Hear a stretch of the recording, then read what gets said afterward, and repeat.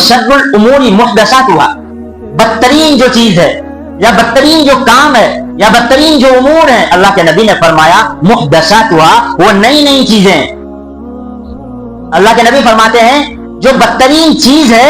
وہ یہ ہے کہ دین میں کسی نئی چیز ایجاد کی جائے۔ دین میں کسی نئی چیز کا ایجاد کرنا، اللہ کے نبی فرماتے ہیں یہ بدترین امور ہے۔ کیوں؟ اس لیے فرمایا کہ یہ جو ظاہری گناہ ہے اس سے بھی بدتر ہے، یعنی کسی کام کو، ایسے کام کو جو دین نہیں ہے، وہ دین کا حصہ نہیں ہے، وہ دین کا جز نہیں ہے، لیکن آپ اس کو دین کا حصہ سمجھ کر رہے ہیں، آپ اس کو دین کا جز سمجھ کر رہے ہیں، تو فرمایا کہ یہ بدترین امور ہے، یہ بدعت ہے۔ فرمایا کہ جو ظاہری گناہ ہے یہ اس سے بھی بدتر ہے،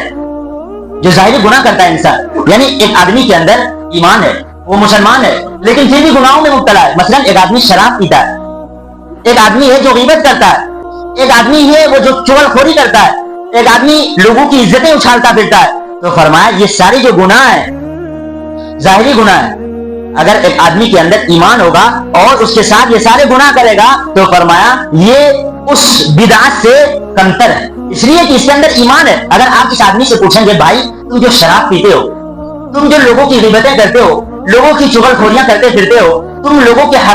لوگوں کے مال کو ناجائز طریقے سے جو کھاتے ہو، بتاؤ یہ سب چیز جائز ہیں؟ یہ سب چیزیں جائز ہیں؟ تو فوراً کہے گا بھائی یہ سب چیزیں جائز نہیں ہے، لیکن کیا کروں میں گناہ میں مبتلا ہوں، یہی کہے گا۔ کیا کروں شراب کی لت لگ گئی ہے،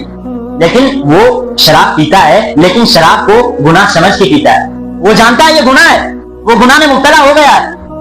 تو وہ آدمی جو ظاہری گناہ کرتا ہے اور گناہ کو گناہ سمجھ کر کرتا ہے، چونکہ وہ گناہ سمجھتا ہے تو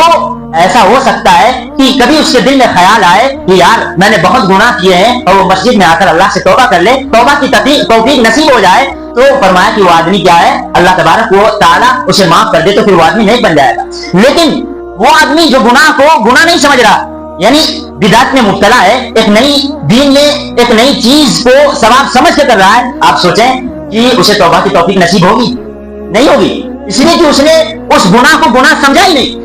وہ تو یہ سمجھ رہا ہے کہ میں یہ کام کر رہا ہوں، یہ ثواب کر رہا ہوں، ثواب کا کام سمجھ کے کرتا ہے، اور جو ثواب کا کام سمجھ کے کرے تو اسے توبہ کی توفیق نصیب کیسے ہو؟